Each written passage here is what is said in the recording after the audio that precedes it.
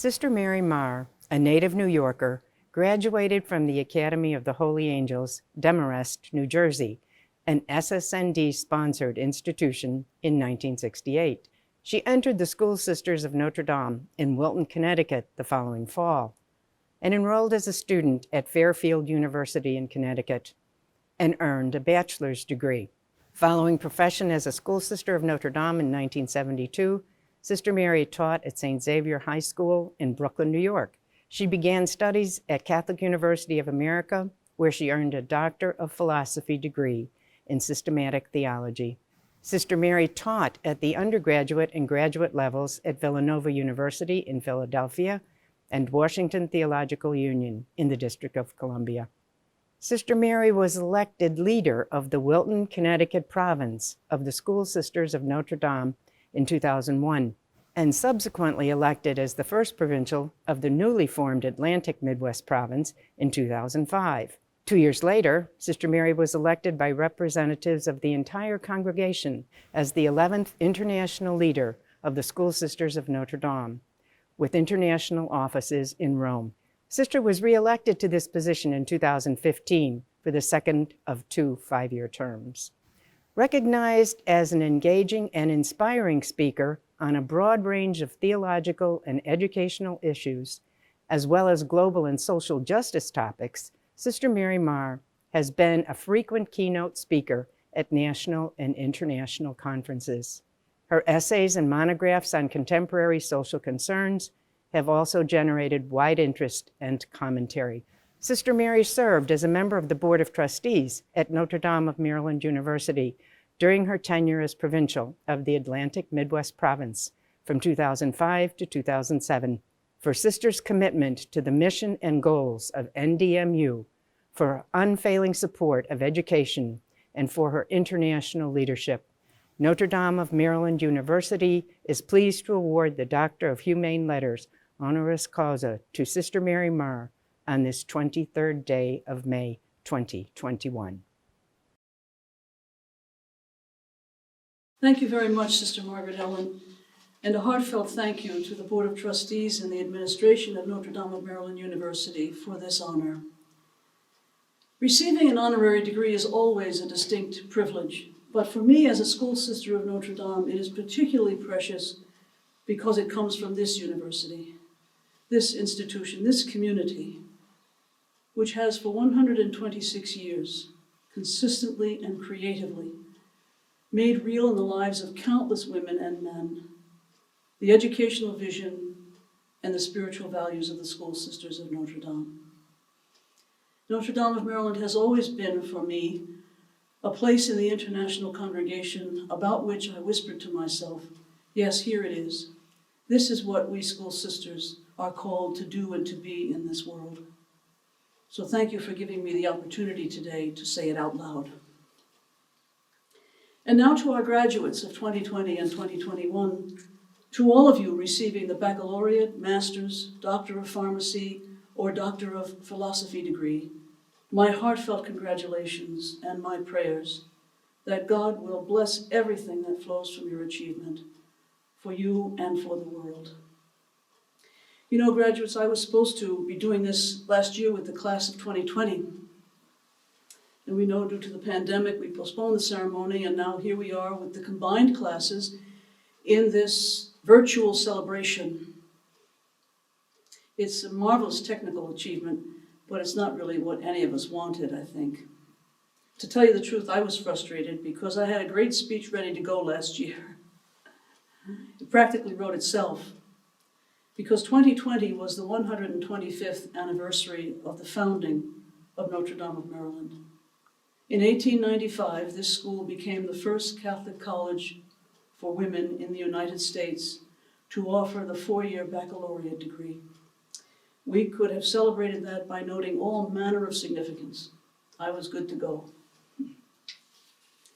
But there is a blessing that came to me with this necessary accommodation to the pandemic. In light of the adjustments you had to make in this year of great turning point in your lives, I realized more deeply that commencement is about you, the graduates. You know how sometimes a blessing can at first feel like a curse? I struggled so much with the question, after the year we have just lived through, what can I possibly say to you that can give voice to the joy and gratitude we feel at graduation? How can I describe all that we hope you take away with you from your time at Notre Dame? I struggled. So I did what every good student who struggles does. I procrastinated. Then, out of the blue, one day during the last week of March, a book landed on my desk, which was a gift from our Notre Dame president, Dr. Mary Lou Yan. It is a history of the college here at NDMU, entitled Pursuing Truth. It is marvelously researched and very interesting, but it is the title that intrigued me.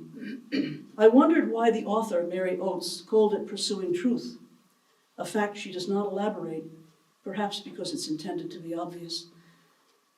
But after just a little inquiry, I discovered that this has been, in fact, the motto of Notre Dame since its beginning in 1895.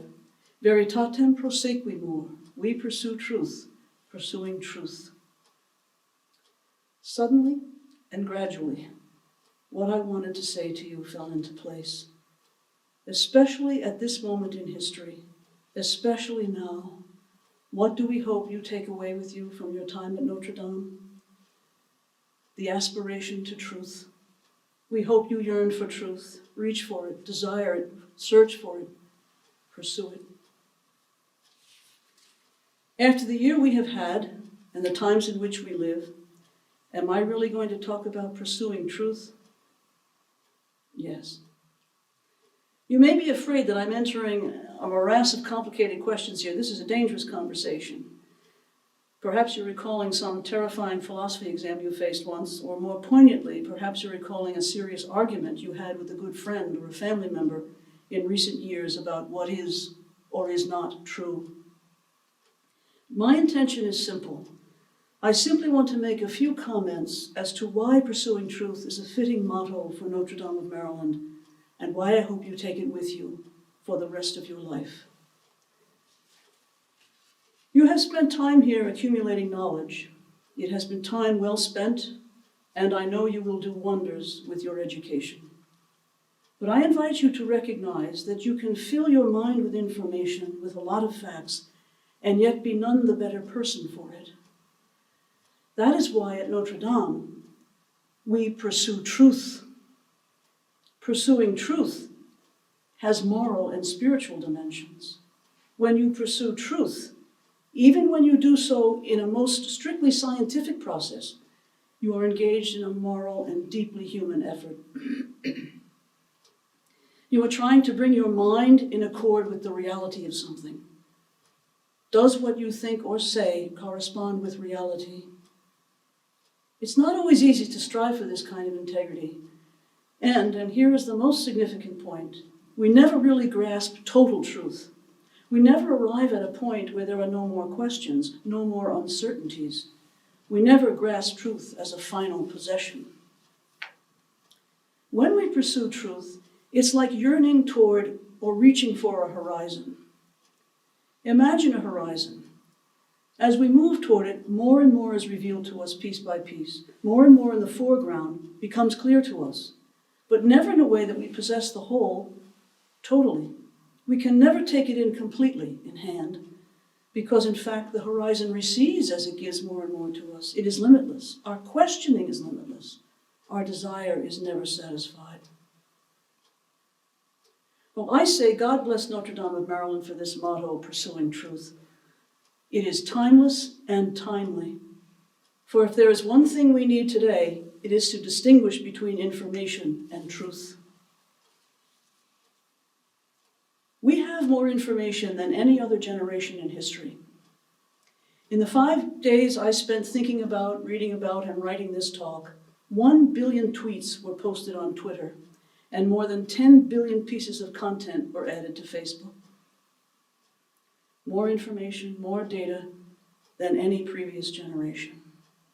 But I ask you, do we have more understanding?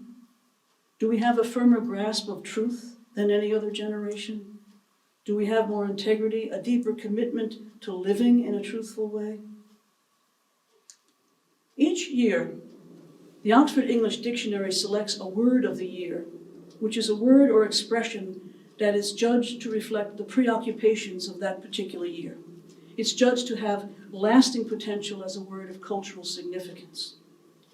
In 2016, they selected the expression post-truth, hyphenated as one word, post-truth, as the International Word of the Year.